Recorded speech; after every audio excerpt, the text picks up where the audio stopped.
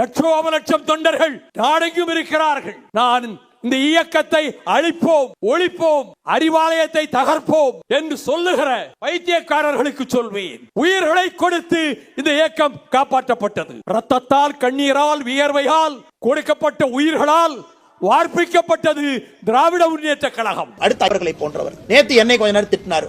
அவருக்கு எவ்வளவு சந்தோஷமோ வைக்க ஐயா அவர்களுக்கு. என்னை கொஞ்ச நேரம் ஒருத்தர் செங்கல் எடுத்துருவான் வர்றான், அவனை விட மாட்டேன், நான் இருக்கிற வரைக்கும் எப்படி செங்கல் எடுப்பான்.